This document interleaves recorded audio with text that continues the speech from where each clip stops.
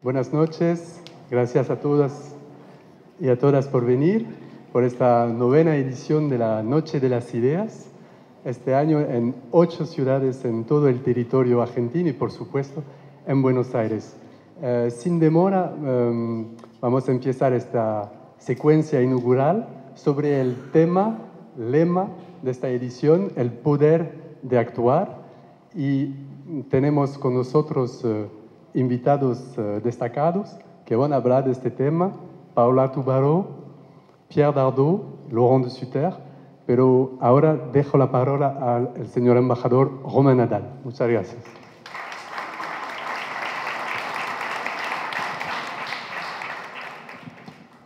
Buenas noches, es una gran alegría de estar con vosotros para debatir de otras cosas que los aranceles, debatir de ideas. Y necesitamos más ideas y menos aranceles, más ideas y menos unilateralismo, más ideas y menos carrera armamentística. Necesitamos más cultura, más intercambio cultural. Y gracias por vuestra presencia. Quiero saludar a Pierre Dardot y Laurent de Sutter, y quiero saludar también a Paola Tubaro y Eugenia Sicabo.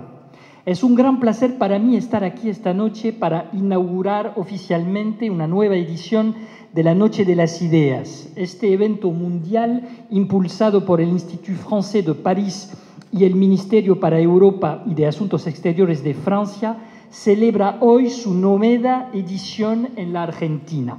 Es un momento muy especial para nuestra programación y nuestra cooperación porque nos permite destacar el pensamiento de excelencia tanto francés y francófono como argentino, propiciando encuentros y diálogos. Desde Francia estamos convencidos de que el debate de ideas es un pilar fundamental de la democracia.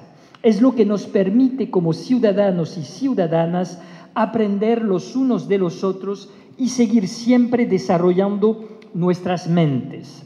Además de actividades como la mesa redonda que tendremos el privilegio de escuchar esta noche, apostamos también para una propuesta artística, empezando por este magnífico espacio en el que nos encontramos, el Centro de Experimentación del Teatro Colón. Agradecemos profundamente a sus equipos por la coorganización de este evento y la excelencia de su trabajo. Mi agradecimiento también a la Fundación Medife, socia de la Noche de las Ideas desde hace 6 años. Gracias, Daniela, por tu compromiso en apoyar el pensamiento argentino y francés, por tus ideas y sugerencias siempre valiosas. Agradecemos igualmente a Stellantis por su valioso mecenazgo en esta novena edición. Vemos que las empresas, las ideas, el público y lo privado se pueden mezclar de forma exitosa para cofinanciar eventos culturales. No hay que oponer las empresas y al mundo cultural, al contrario, tienen que ir de la mano. Y gracias a Stellantis por entrar con nosotros en esta programación. Quisiera destacar además el compromiso del equipo Francia, es decir, el equipo de toda la embajada del Instituto Francés de Argentina en todo el país, en toda Argentina, así como saludar y agradecer a la red de alianzas francesas y a los 7 centros universitarios franco-argentinos que hacen posible que por 4ª vez la Noche de las Ideas sea un evento verdaderamente federal, llegando a las ciudades de Córdoba, Mendoza, Rosario, Santa Fe, Tandil, Tucumán y Mar del Plata. Un viaje a través del país y a través de las ideas.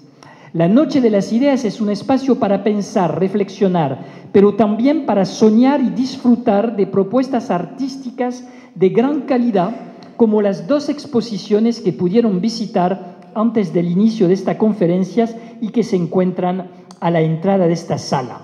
Son fruto del trabajo de 2 proyectos del programa bilateral franco-argentino Innovart, dedicado al arte y la innovación. El primero se titula Ecofábrica. Es llevado adelante por la Universidad de La Matanza, la Universidad de Buenos Aires y las escuelas de arquitectura de Nancy y Grenoble, representadas esta noche por los señores Sebastián Rinkel y Chele Yung-Chun Chin, quienes nos presentan una maqueta realizada por estudiantes. El segundo, Récit spéculatif pour d'autres fins du monde, lo digo en francés, relatos especulativas para otros fines del mundo, es un proyecto de la UNTREF, la Universidad de Tierra del Fuego, y el Institut Polytechnique de Paris, representado por Jean-Marc Chomaz, a quien agradecemos especialmente por presentarnos su exposición Irreversibles Abstractions. Les agradecemos a todos y todas por su presencia y por dar a conocer al público el hermoso programa Innovart. Esta noche también tendremos el placer de recibir a la artista Mariela Scafati, quien presentará su performance Ni verdaderas ni falsas como apertura de la mesa redonda dedicada a los archivos de las resistencias y los artivismos LGBTQ+. Y mañana por la noche les invitamos a la función especial de la Noche de las Ideas de la bailarina Leila K., un verdadero fenómeno de la danza contemporánea, no solo en Francia, sino a nivel mundial y actualmente en gira por América Latina. Como pueden ver, esta edición promete ser especialmente rica en arte, cultura y debate. Estamos muy felices de recibir, entre otros y otras, a Laurent de Sutter, Pierre Dardot, Paola Tubaro, Christophe Ventura, Sam Borsier y Lila Lotrividic, quienes han venido especialmente desde Francia y Bélgica para debatir y compartir con destacadas personalidades argentinas. Una vez más, muchas gracias. Sin ustedes esta edición no habría sido posible. Finalmente, quiero agradecer de todo corazón al Institut Français d'Argentine, cuyo equipo ha trabajado incansablemente para hacer realidad este evento, y a los voluntarios que nos ofrecen su tiempo para acompañarnos. Ahora dejo la palabra a los y las panelistas prestigiosos de esta conferencia inaugural y les deseo a todos y a todas una excelente noche. Lo que queremos hacer con este evento, que se inscriben en toda una dinámica de diplomacia cultural, es tratar de hacer prevalecer el poder blando en las relaciones internacionales sobre el poder duro, es decir, las características tradicionales del juego de potencias en las relaciones internacionales. No somos ingenuos, sabemos que el poder duro va a seguir, y Francia tiene característica también de poder duro, pero estamos en 2025, no queremos volver a la era de los imperios, queremos instaurar relaciones internacionales más fraternas, que haya más diálogo, más multilateralismo y más intercambio cultural entre los pueblos. Creo que en este siglo XXI esa lógica de intercambio cultural, esa lógica del poder blando debe de prevalecer sobre la vieja lógica de rivalidades y del uso de la fuerza. Bienvenidos a la Noche de las Ideas. Gracias por vuestra presencia. Vamos a tener un recorrido largo para que prevalezcan las ideas y la cultura, pero lo lograremos. Y con los argentinos sabemos que podemos contar. Muchas gracias. Muchas gracias, señor embajador.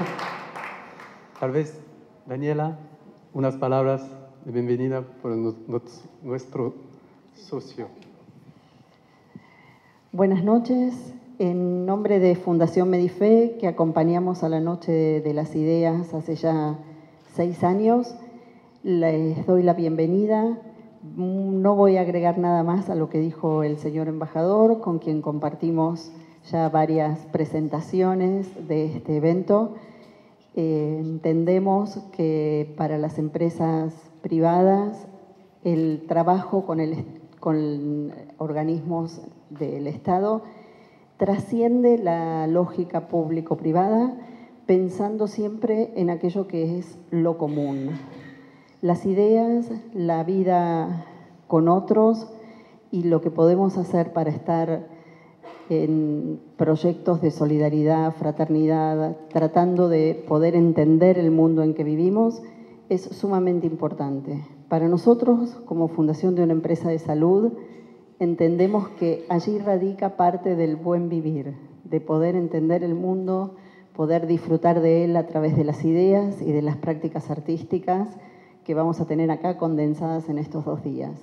Agradezco a todos los miembros del IFA que trabajaron con nosotros, al equipo de fundación, a las alianzas francesas que nos reciben en el interior del país, Y bueno, y a todos ustedes por estar acá en un día tan poco propicio. Bueno, gracias. Muchas gracias, Daniela. Ahora, sin demora, dejo el escenario y la palabra a Eugenia y a sus invitados. Por favor, ¿pueden venir ahora? Paola, Laurent, Pierre y Eugenia. Gracias.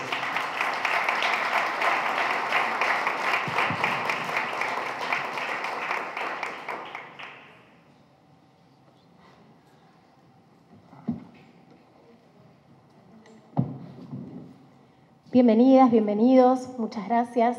Falta Pierre, pero porque fue a buscar su cuadernito, un hombre analógico, en busca de sus notas. Bueno, bienvenidas, bienvenidos a esta inauguración de la Noche de las Ideas. Es para celebrar que Estados Unidos se retiró del Acuerdo Climático de París y así nos recibe el clima. Hay consecuencias para las cosas. Bueno, vamos a estar hoy conversando y tratando de pensar en vivo justamente en esta convocatoria de la Noche de las Ideas. Bienvenido, Pierre. Con Pierre Dardot, que es docente, filósofo, especializado en la obra de Marx y de Hegel. Junto a Christian Laval, fundó en 2004 Question Marx, que tiene como objetivo contribuir al pensamiento crítico. Este grupo ya que existe hace más de 20 años. Escribió con Laval La pesadilla que nunca acaba y La nueva razón del mundo. Y otro de los ensayos es Ensayo sobre la sociedad neoliberal. Y quienes estén aquí pueden conseguir esta edición de La opción por la guerra civil, otra historia del neoliberalismo, que escribió en conjunto con otros 3 autores. También vamos a estar con Laurent de Sutter, creo que es lo único que voy a decir con un francés razonable. Es ensayista, editor, filósofo y profesor de teoría del derecho. Es autor de más de 30 libros que han sido traducidos a más de 15 idiomas. Recibió numerosos premios, entre ellos el Gran Premio de Ensayo de la Academia Real de Bélgica. Es además editor, así que dirige diversas colecciones, una dentro de una universidad, una editorial universitaria, que es Universitat de France, y además es profesor de ciencia en París y en Bruselas. Su último libro publicado al español es Elogio del peligro, donde cuestiona ahí la actualidad desde puntos de vista siempre inesperados. Y también estamos con Paola Túparo, y no Túparo, Túparo. Es investigadora en el Centro de Investigación Científica y en la Escuela Nacional de Economía y Estadísticas de París. Se mueve entre la economía política y la sociología económica. Sus investigaciones se centran en la economía de las plataformas digitales, la circulación de noticias falsas, la industria de la inteligencia artificial, la desigualdad digital y también la ética de datos y la inteligencia artificial. Bueno, hechas las presentaciones de rigor, yo quiero empezar, justamente estamos en la inauguración de la Noche de las Ideas, en un momento de un profundo antiintelectualismo, ¿no? De avances de la posverdad, de teorías conspirativas que niegan siglos de avances científicos, donde creíamos que había ciertos consensos que justamente eran consensos para no ir hacia atrás y no es lo que está sucediendo. Quiero preguntarles primero qué creen que explica esta moda de antiintelectualismo y gran desinformación a nivel global, para empezar a conversar.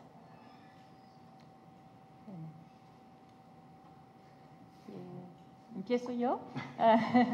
Gracias, muchas gracias Eugenia por esta presentación y por plantear estos temas, efectivamente. Claro, estamos en una situación, en un mundo en el que la difusión de noticias falsas, de contenidos problemáticos, de alguna manera nos preocupa muchísimo, pero tenemos que tener presente que hay varios aspectos en eso. Bueno, las noticias falsas que se difunden para manipular elecciones, por ejemplo, o en casos de guerra, o bueno, en casos muy graves, solo constituyen una parte del problema. La verdad es que hay que tener en cuenta a la vez si un contenido puede ser una noticia u otra cosa, es verdadero o falso, pero también hay el asunto de la intención. Algo puede ser difundido que es verdadero al principio, pero sacado fuera de contexto, así con una intención maliciosa, ¿no? Con una intención negativa para hacerle daño a alguien. Y eso también puede ser muy problemático. Y a veces puede ser todo lo contrario, un contenido que es falso y que se difunde sin una intención tan negativa. Puede ser por error, por ejemplo, ¿no? O puede ser que sea una creación artística que se difunde con otro objetivo, que no sea de hablar de algo verdadero.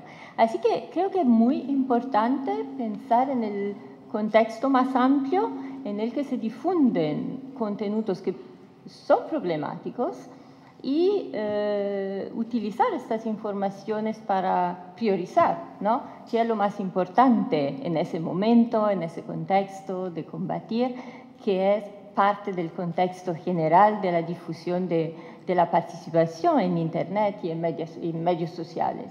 Y creo que sí, se tiene que tomar el problema de manera más larga, más general.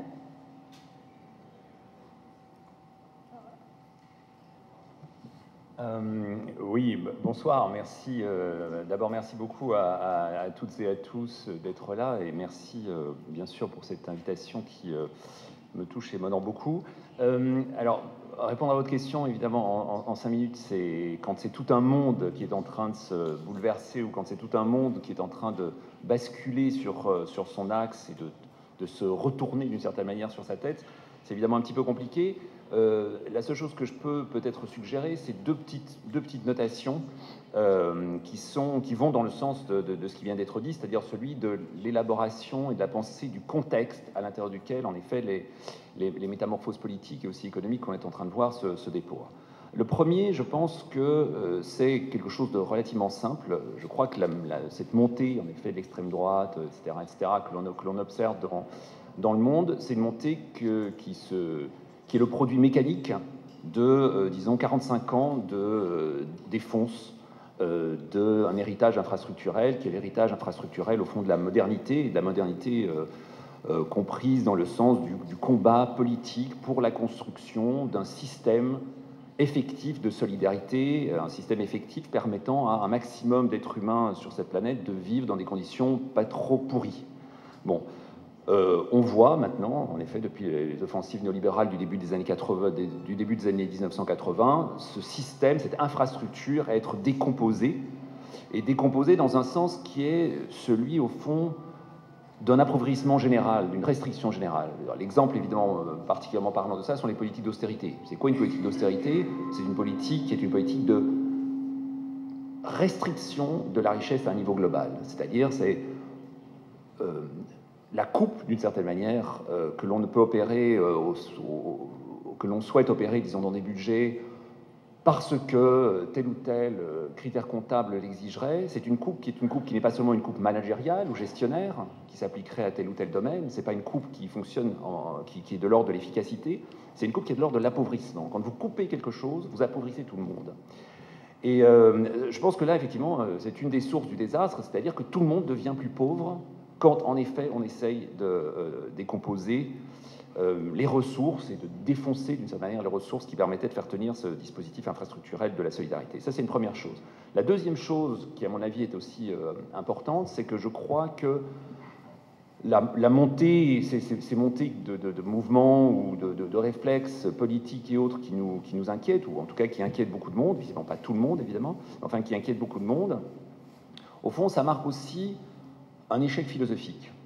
Et cet échec philosophique, c'est celui de toute une série de désirs, d'impulsions, de mouvements qui étaient ceux de la modernité, en ce compris la modernité philosophique, comprise dans son sens le plus fort.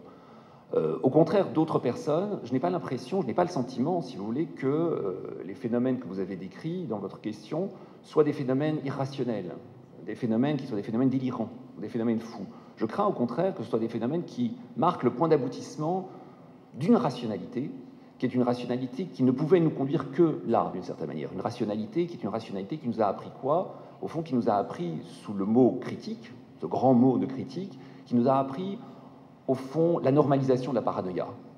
C'est-à-dire le fait que derrière toute réalité, quelle qu'elle soit, il existe une autre réalité qui se cache, qui est une réalité voilà, secrète, agissant dans l'ombre, et à laquelle il s'agirait sur lequel il s'agirait d'une certaine manière de projeter la lumière. Et bien ce modèle-là, visiblement, est un modèle qui ne nous aide plus à penser quelque chose comme un avenir, quelque chose comme un futur, quelque chose comme ce que l'on pourrait partager, mais fonctionne là aussi comme un système de décomposition, qui n'est plus un système de décomposition des infrastructures, mais un système de décomposition des esprits. Voilà. Je pense qu'il y a là deux mobiles qui viennent de se rajouter à ceux qui ont été décrits juste avant, qui permettent de compléter d'une certaine manière, ou en tout cas d'avancer un petit peu plus dans l'explication.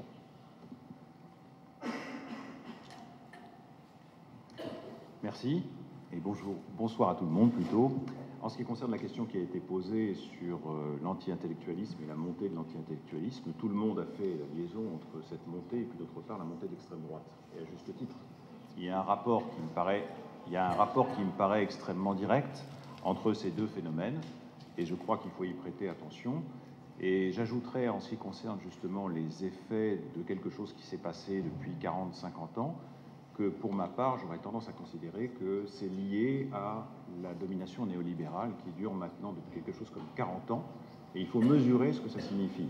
Parce que vous avez eu dans un premier temps un néolibéralisme globaliste, peut-on dire, jusqu'à la crise de 2008. La crise de 2008 a fait éclater cette croyance, d'ailleurs, et plus que cette croyance, c'est une crise générale qui n'est pas simplement une crise économique, et en fait, la réponse politique à cela a été différée de quelques années et s'est produite justement en 2016-2017 avec deux choses qui sont particulièrement importantes, qui sont premièrement le premier mandat de Trump et puis deuxièmement le Brexit. Et on peut dire qu'à partir de ce moment-là, vous avez eu en effet la mise en marche de quelque chose qui tendait à revenir sur la première étape du développement du néolibéralisme. Je parle encore une fois du néolibéralisme, du versant globaliste du néolibéralisme, et ça a produit justement des formes qui sont des formes assez différentes, même très différentes. Dans un premier temps, ça s'abritait derrière une apparence qui était celle d'un néolibéralisme populiste, d'inspiration populiste. Et puis ensuite, au fur et à mesure justement que les choses se sont radicalisées, on a assisté à l'émergence d'une extrême droite d'origine, de source, disons, issue du néolibéralisme. Et cette extrême droite issue du néolibéralisme n'est pas n'importe quelle extrême droite. Il y a un phénomène tout à fait particulier qu'il faut analyser, et je pense que la montée de l'anti-intellectualisme n'est pas sans rapport avec ces nouvelles formes.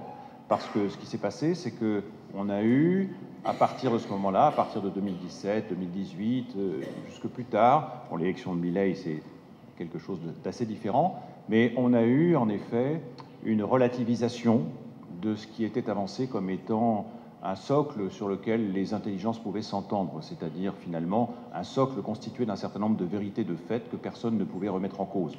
Je me souviens en particulier de la distinction que fait Hannah Arendt dans plusieurs de ses textes consacrés à la vérité, où il est question de la distinction entre les vérités de raison, 2 + 2 = 4, pour schématiser, et puis d'autre part les vérités de fait.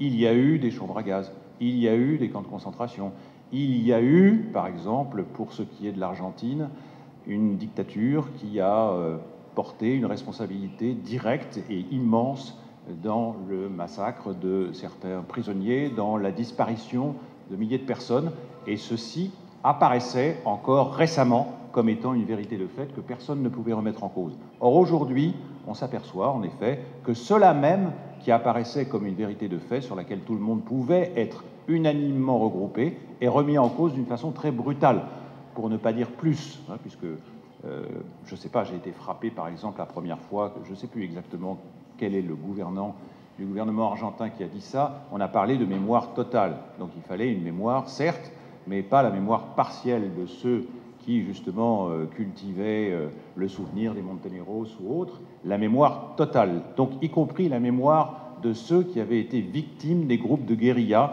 pendant la dictature, voilà, ou avant la dictature. Mais ça, c'est très intéressant, parce que ça témoigne justement d'une crise assez fondamentale. Parce que là, ce sont les vérités de fait qui sont remises en cause. Je me souviens très bien, enfin, dernièrement, ma maison d'édition a, si je puis dire, vendu un sac, une sorte de, comment dirais-je, de sac sur lequel on pouvait lire la culture n'est pas un gros mot. Voilà, exactement la formule. La culture n'est pas un gros mot.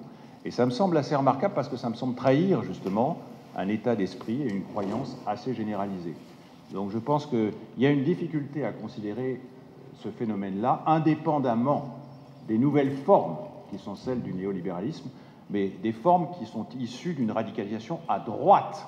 Il y a même l'extrême droite elle-même s'est radicalisée ces dernières années, et ceci est bien sûr à mettre en rapport avec ce que j'ai dit.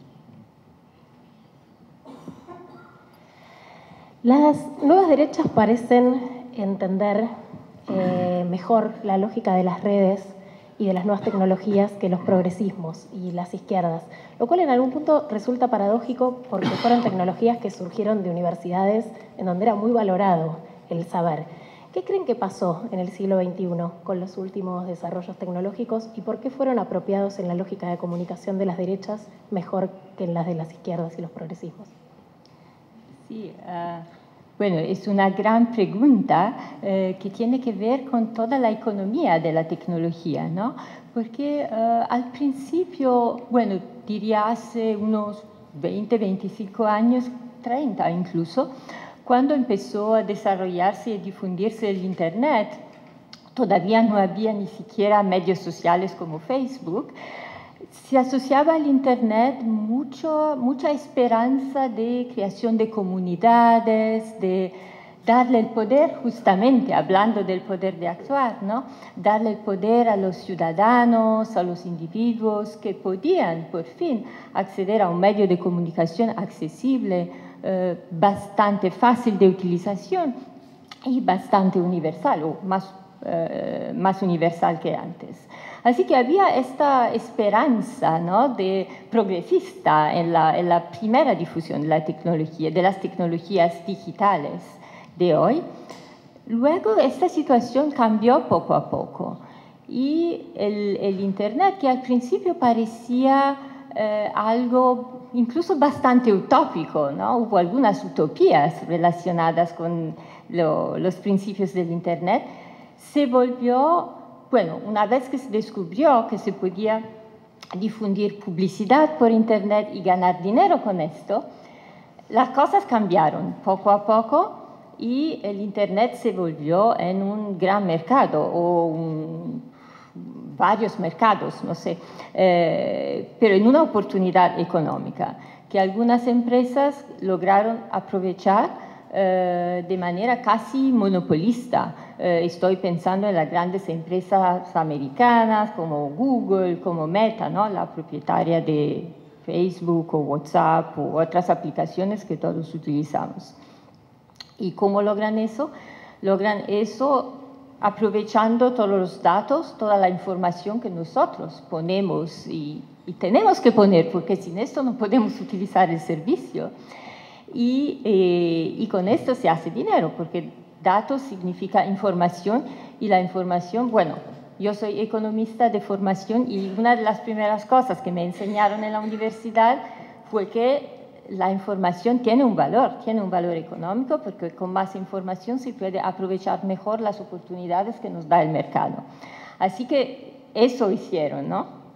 Y eso no llevó a una concentración de poder económico y de alguna manera también poco a poco político, porque estas grandes empresas tienen una voz, tienen una capacidad de apoyar a algunos políticos que les gusten. Pensamos, por ejemplo, ¿no?, bueno, el ejemplo hoy en día más claro sería Elon Musk, que adquirió lo que fue Twitter, ahora X, y apoyó a Trump, y sabemos qué papel juega hoy, ¿no?, en la administración americana.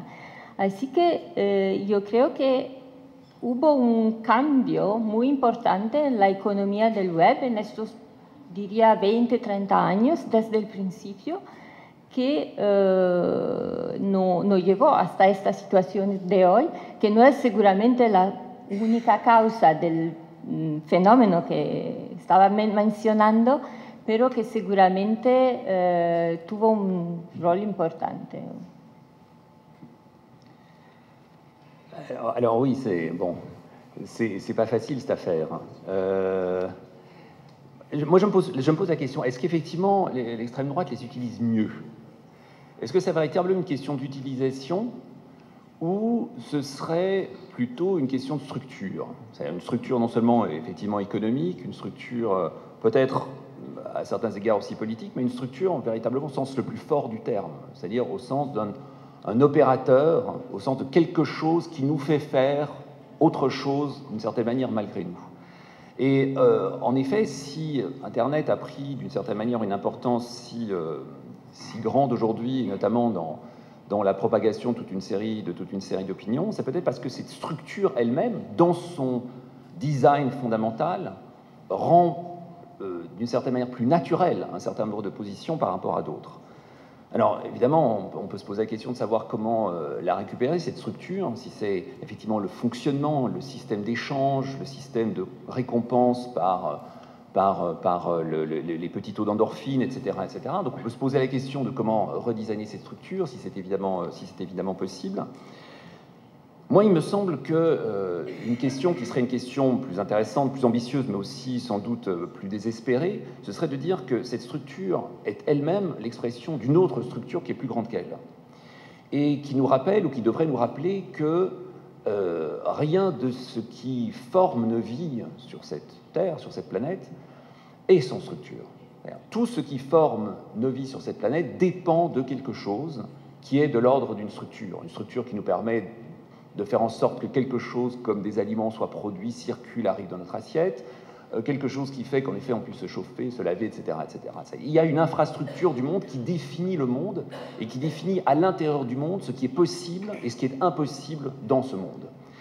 Et parmi les niveaux de structure qui fabrique ce monde, ce gigantesque millefeuille qu'est le monde, effectivement, Internet est venu se surajouter, est venu surajouter son bruit, cette espèce d'immense caisse de résonance qui a aussi atomisé et anéanti d'une certaine manière les structures de communication précédentes qui étaient celles des médias traditionnels, etc.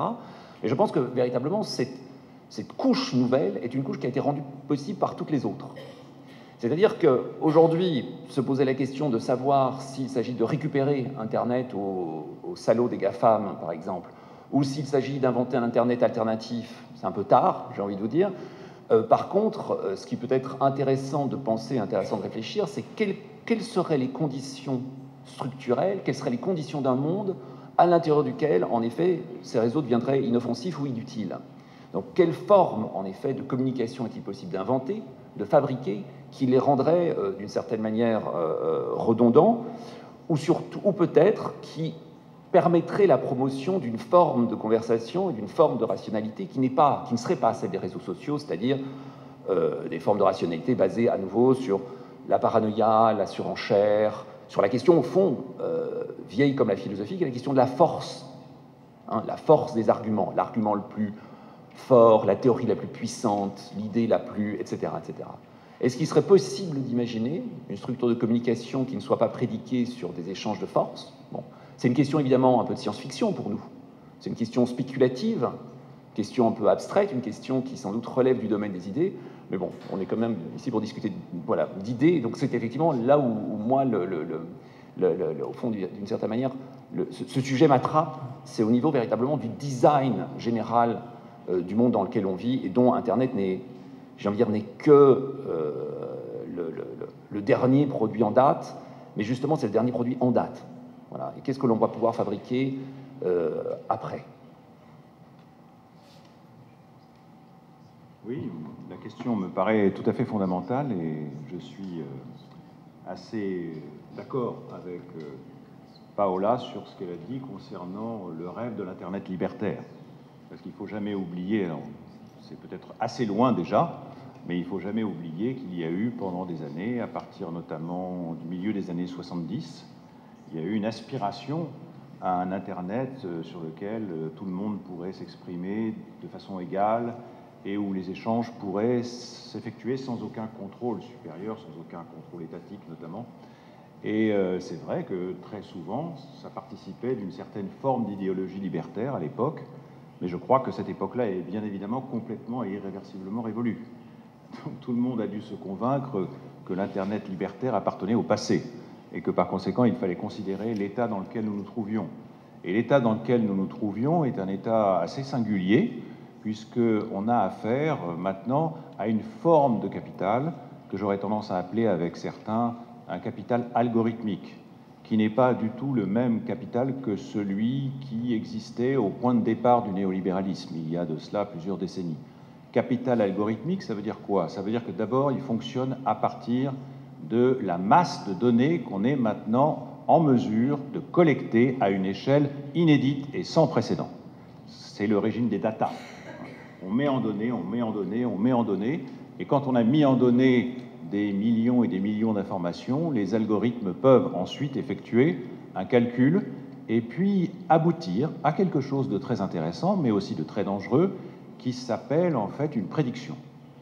Et il y a dans la logique qui est celle du capital algorithmique une place prépondérante qui est accordée à la prédiction, puisqu'on a affaire maintenant, dans plusieurs domaines très différents, à des formes prédictives de savoir qui sont très différentes de celles qui pouvaient exister. Je prends un exemple, la médecine prédictive, la police prédictive, et puis aussi la justice prédictive. Ça devient quelque chose maintenant d'extrêmement courant, avec tous les problèmes que ça peut poser, la volonté de certains d'ailleurs de revenir en arrière, parce que ça s'avère extrêmement dangereux. Je prends un exemple comme ça, dont j'ai beaucoup entendu parler, qui est le développement de la police prédictive à Los Angeles. Apparemment, ça a donné des résultats assez catastrophiques, qui fait que beaucoup de gens sont amenés à préconiser un retour en arrière.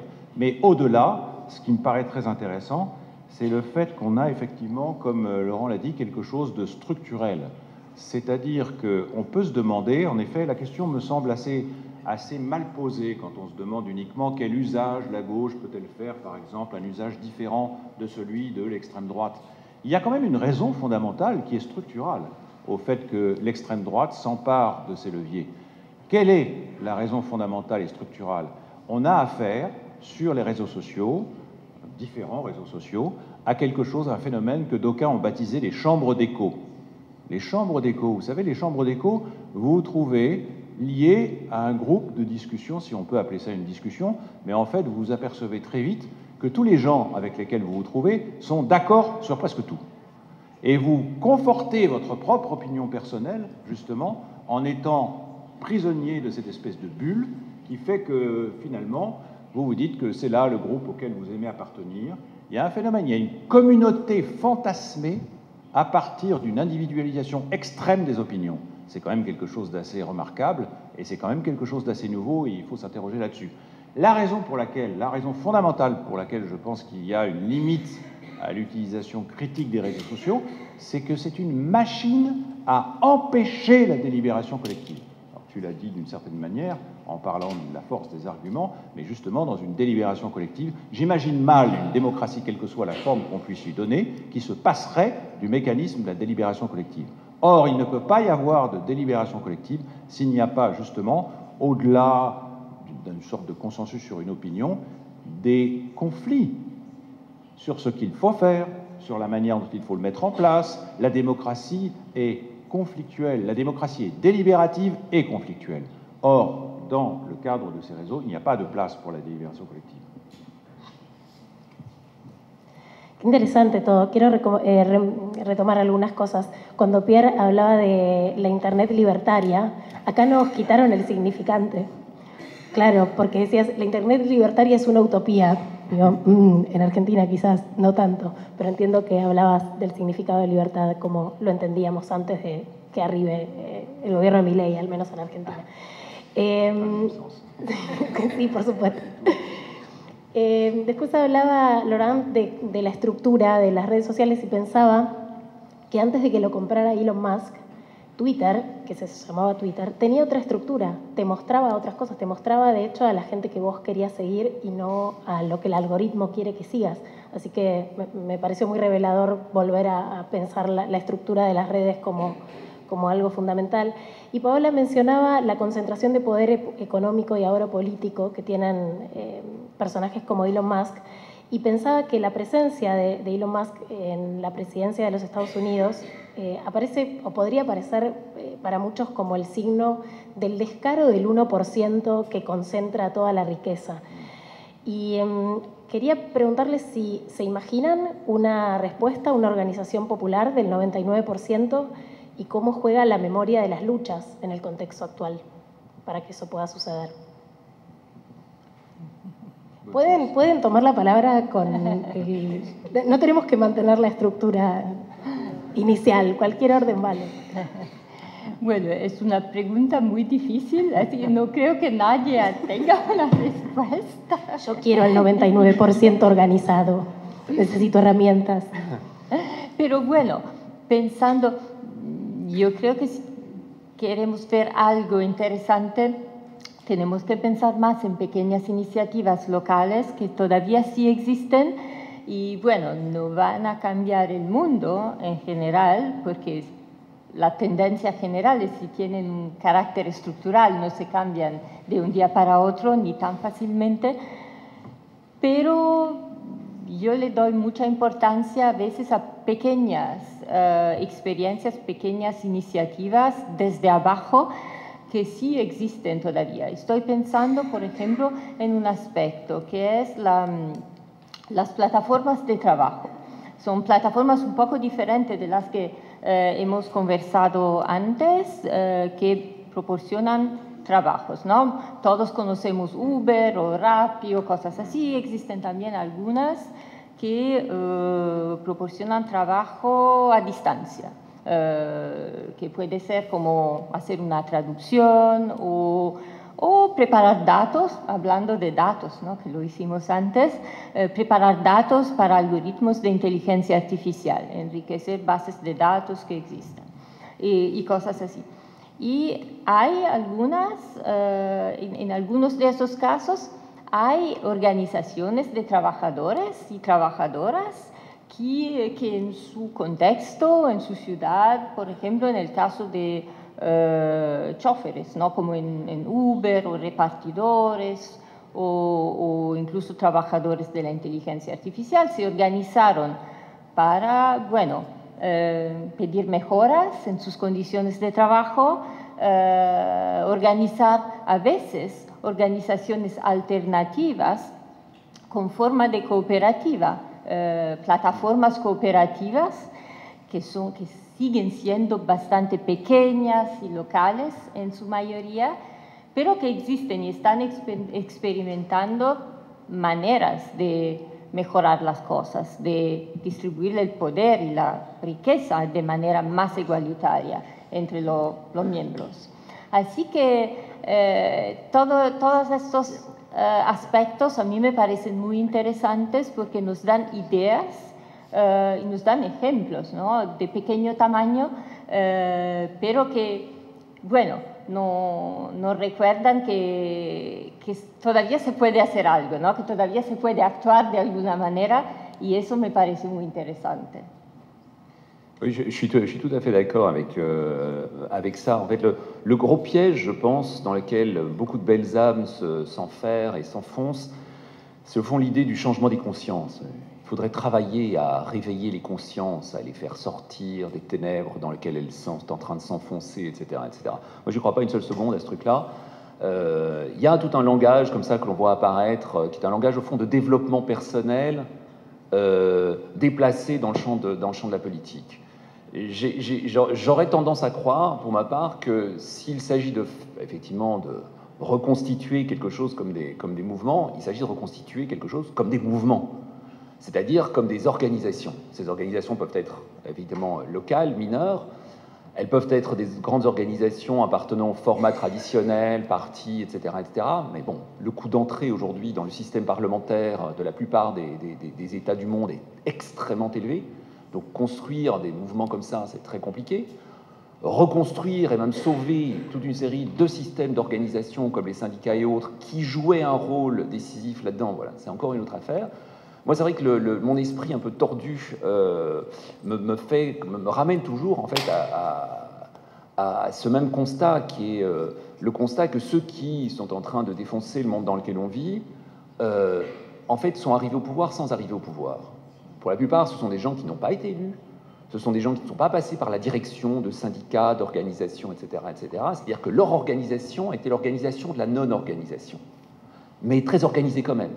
Vous connaissez peut-être l'histoire de la Société du Mont Pèlerin.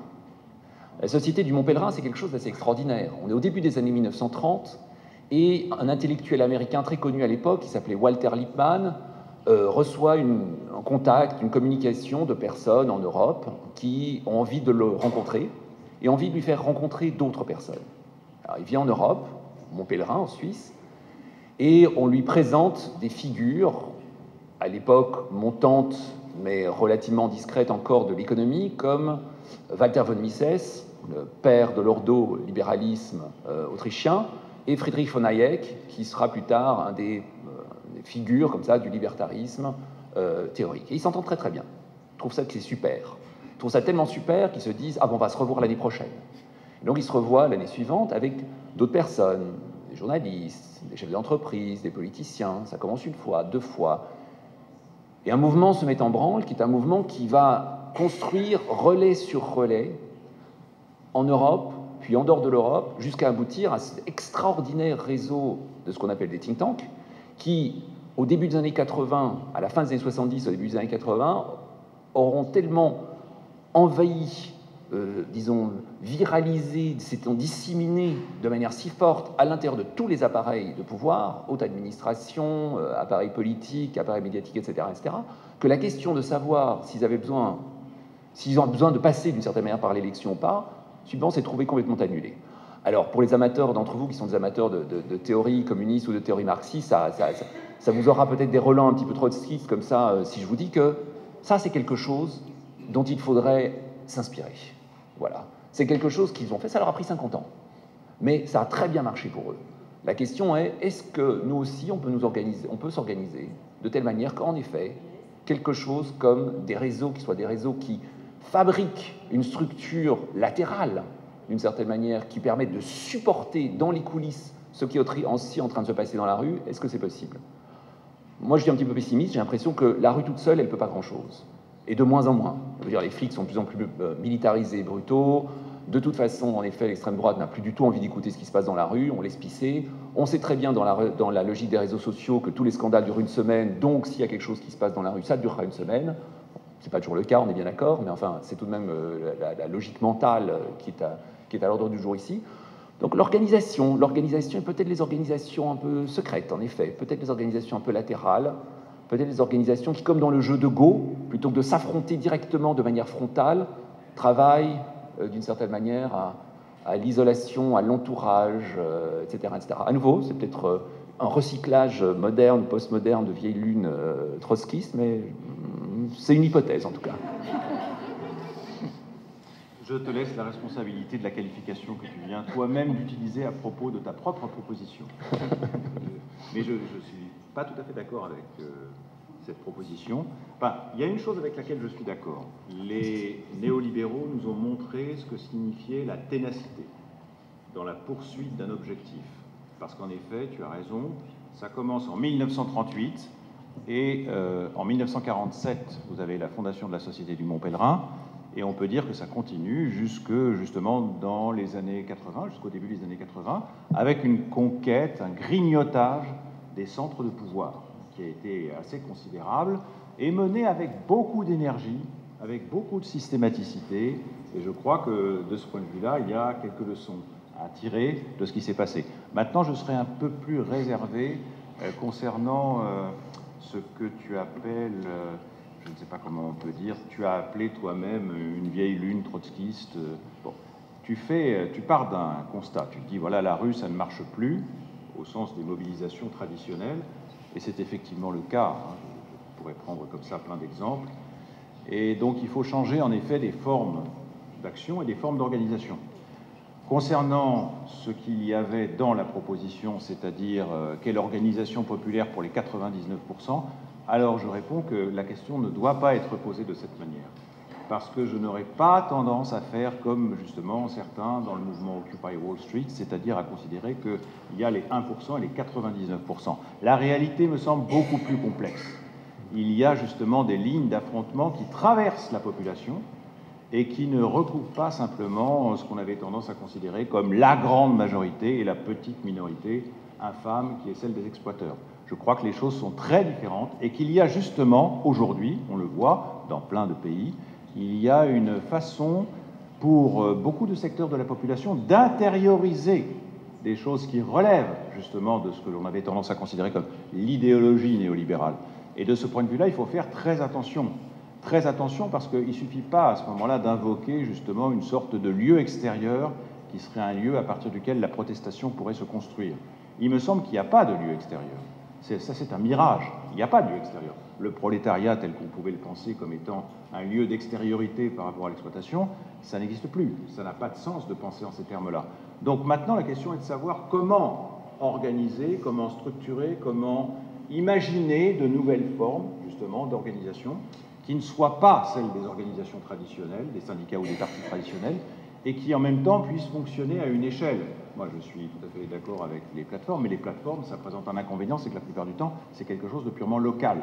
Donc il faudrait arriver, et je pense beaucoup à la notion de transversalité ou de transversalisation qu'on a utilisée à une certaine époque, je pense notamment à Deleuze et à Guattari, et c'est très intéressant, parce que la transversalisation, ça implique de pouvoir justement traverser un certain nombre de frontières d'organisations qui ont une identité particulière, qui sont en général assez jalouses de cette identité particulière.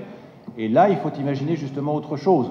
Le mouvement féministe, par exemple, je prends l'exemple de l'Amérique latine parce que je le connais un petit peu, mais c'est assez remarquable ce qui s'est passé avec la traversée des Andes, qui est pourtant une frontière naturelle assez imposante, mais ça a été expérimenté en 2015-2016 en Argentine, et c'est arrivé en 2017-2018 au Chili. Et ça a donné naissance à des mouvements très puissants qui ont été des mouvements transversaux, c'est-à-dire des mouvements qui, d'une part, traversaient les différentes couches de la société, donc ce n'est pas l'organisation populaire des 99%, mais néanmoins, c'est une façon d'organiser les mouvements qui est très différente de celle qui pouvait exister auparavant. Si ustedes quieren responderle y que se... porque a veces uno no está tan de acuerdo con el otro, no esperen a que yo tome la palabra si quieren hacer una... si quieren responderse entre ustedes, quiero decir. Y si no, yo tengo más preguntas, un montón. Pero sepan que, digo, podemos quebrar esta lógica. Bien, Paola mencionaba la organización de esta suerte de obreros del algoritmo, y a mí me parece bastante excepcional, quizás no lo sea, al menos para la coyuntura argentina sí lo es, cuando Milei acá ganó con un discurso anticasta, de ir en contra de la casta política. Creo que identificó un problema que era bastante concreto, real incluso, solo que ese significante cambió de significado muy rápidamente y los trabajadores formales pasaron a ser para muchos trabajadores informales la nueva casta. Esto es un ejemplo concreto. Con un chico de 18 años que trabaja con el Uber, porque maneja el auto de su padre, pero trabaja en Uber. Yo le decía, bueno, si esto avanza, si el neoliberalismo avanza, ya lo hemos visto en otras épocas, por ejemplo, se va a perder derechos laborales como las vacaciones o el aguinaldo. Y él me preguntó, ¿qué es el aguinaldo? Yo tuve que explicarle qué es el aguinaldo, pero ahí entendí que esa persona no tenía nada que perder porque nunca había ganado ese aguinaldo. Entonces, primero me pregunto, ¿cómo tan rápidamente el neoliberalismo ganó esa batalla cultural en las nuevas generaciones? ¿Cómo se le puede dar batalla a esa batalla? Y si creen, porque los trabajos tradicionales ya no están como respuesta de inserción. Sí, ese es un gran tema y bueno, una buena parte de mi investigación es exactamente sobre estos temas. Te miraba fijamente a vos, no por nada. Y tenemos otra mesa justo después sobre este tema, un poco de publicidad. Bueno, no, pero sí, es completamente verdad lo que dices, ¿no? Que está cambiando también cuáles son las aspiraciones de los jóvenes que pueden permitirse no solo como el trabajo que tienen ahora o que pueden tener cuando son recién graduados, recién diplomados o todavía estudiantes, sino cuál es la perspectiva en unos años, ¿no? Que pueden esperar para el resto de su vida. Y eso está cambiando. Una parte de eso lo veo cada día en mis estudios. Una parte de eso es el efecto, o no sé si el efecto, pero es una parte del trabajo de plataformas, ¿no? Gente que empieza a utilizar este tipo de intermediarios para buscar clientes y que sea para trabajar como chofer en Uber, como repartidor en Rappi o para trabajar como diseñador o traductor o algo incluso mucho más cualificado. Pero no es solo esto, es que en muchísimos casos efectivamente los empleos tradicionales no solo no son disponibles, sino no pagan bastante. Yo he visto en muchos casos personas que utilizan plataformas como un complemento y saben muy bien que es un trabajo precario, que es un trabajo que en muchos casos paga poco, que se sabe cuánto se gana hoy, pero mañana puede ser muy diferente porque el contexto puede cambiar, porque quizá no haya clientes, ¿no? Eso puede cambiar mucho, pero al mismo tiempo, si mi trabajo principal no me garantiza bastante un sueldo suficiente o no me garantiza seguridad para el futuro, bueno, me deja con algún tipo de incertidumbre o de dificultad económica, bueno, acepto ese tipo de otra forma. Y a veces entendemos los jóvenes hablar de este tipo de trabajo más precario, menos seguro, como de manera muy positiva, pero no significa que no valoren la estabilidad del trabajo tradicional. Es que están intentando darle un sentido a esa experiencia que se convierte en la principal condición de posibilidad de una actividad profesional hoy. Así que más complejo que solo decir, bueno, los jóvenes ya no creen esto, es un aspecto que claramente es cultural, pero también económico y también relacionado con años de, creo que Laurent hablaba antes, de austeridad en las políticas públicas, en dificultades en el mundo del empleo que juntos producen esos efectos. Oui, c'est ça, c'est la question au fond de l'infrastructure de l'espoir, si vous voulez. Le fait que des émotions, même les plus élémentaires et les plus fondamentales qui soient les nôtres, soient des émotions qui soient toujours équipées. Hein. On a toujours... C'est quand même marrant, au fond, malgré des décennies comment dirais-je, d'investigation, de déconstruction philosophique de toute une série de choses comme l'individu, le soi, l'être, etc., et même avec l'aide de la psychanalyse, la déconstruction de toute une série de catégories, disons, psychiques, on en revient toujours à ces vieilles catégories morales, comme si elles nous étaient propres, comme si nos émotions nous étaient propres, comme si, au fond, ce qui venait transir nos existences nous était propre, alors qu'il y a toujours, pour les soutenir, pour les faire même émerger dans certains cas, il y a une matérialité, au fond, qui existe. Et en effet, la question de comment on soutient l'espoir, le désir, comment on soutient l'envie, etc., tout cela, c'est extrêmement important. En fait, il n'y a d'envie que s'il y a du soutien de l'envie ou que s'il y a une infrastructure de l'envie, etc., etc. Donc c'est vrai que de ce point de vue-là, moi, évidemment, j'ai l'impression je ne peux rien dire en fait sur la psychologie des gens. J'ai tendance à rester en retrait, à écouter les psychologues et les sociologues qui étudient ça de manière très très précise. Et la seule chose que je peux dire peut-être, c'est de dire que voilà, si on réfléchit en termes de matérialisation du monde ou en termes d'infrastructure, en effet, on fait un pas de côté par rapport à un réflexe qui peut être parfois un réflexe intellectuel, qui est celui de parler au nom des autres, de parler de ce que les autres ont dans leur tête, en tout cas quand ils n'ont pas effectivement fait les recherches. Et donc j'ai l'impression que d'une certaine manière, on ne peut parler que pour soi. On ne peut parler pour soi, et donc, parce qu'on ne peut parler que pour soi, nous sommes tous confrontés nous-mêmes à en effet pas ce qu'on veut pour les autres, mais déjà ce qu'on veut pour nous. Et quel, en effet, moyen on est prêt à se donner pour que, en effet, ce que l'on veut pour nous, comme paix, comme bonheur, comme calme, comme relation agréable, etc., que sais-je, tout ce qui le rend d'une certaine manière nécessaire, tout ce qui, en effet, du point de vue de l'infrastructure, est de l'ordre de notre capacité d'action, pour être stoïque pendant 4 secondes et demie. Donc voilà, en effet, je pense qu'à nouveau, je martèle peut-être un petit peu toujours le même argument, mais je pense que c'est vraiment très très important d'opérer cette espèce de déplacement intellectuel de l'ordre de l'intériorité, de la psychologie, de l'humanité, toutes ces choses évidemment extrêmement précieuses, et du côté des conditions qui les rendent possibles, des conditions matérielles et infrastructurelles qui les rendent possibles, du monde qui les rend possibles.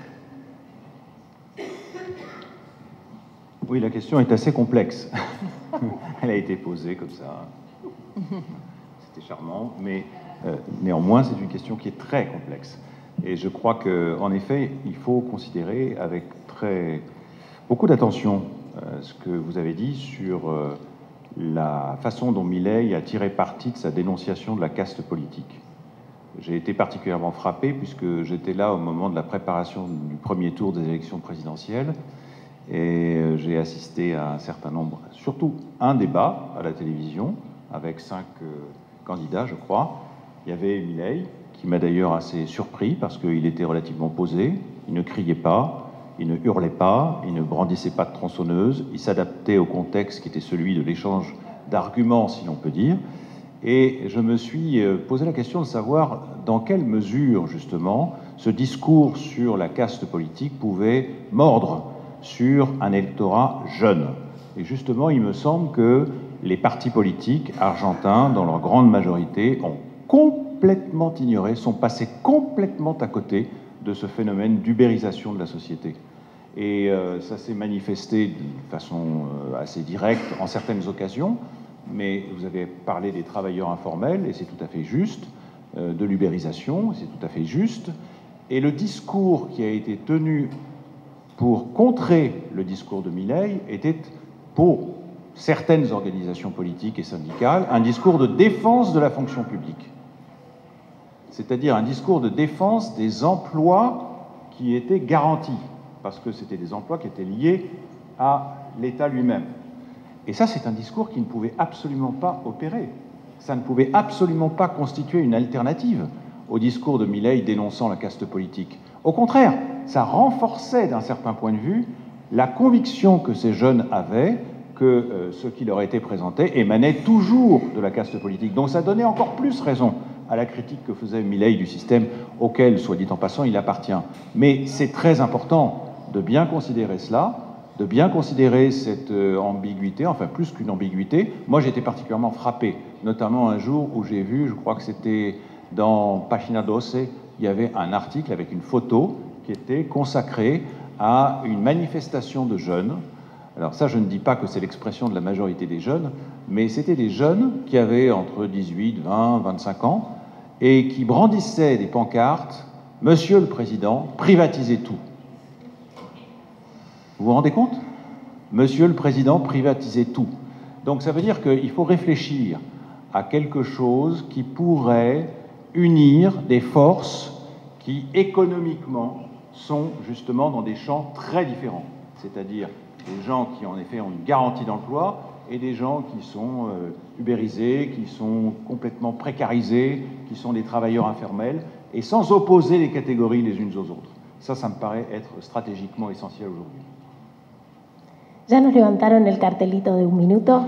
Esta es apenas la inauguración de esta gran noche de las ideas. Quedan un montón de actividades. Muchísimas gracias a todos, a todas por estar. Muchísimas gracias a los participantes. Y queda firmemente inaugurada. Muchísimas gracias.